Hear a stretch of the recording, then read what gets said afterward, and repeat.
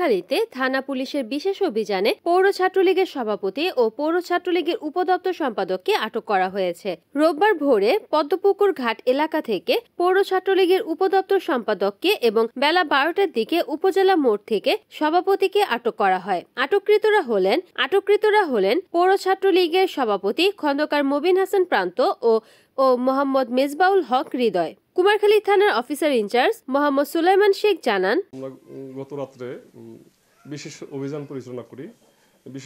পরিচালনাকারে সকাল 5:30টার সময় সংবাদ পাই যে কতিপয় আওয়ামী লীগের নেতা কর্মীরা পদ্মপুকুর নামক স্থানে সমবেত হয়েছে নাশকতা করার জন্য।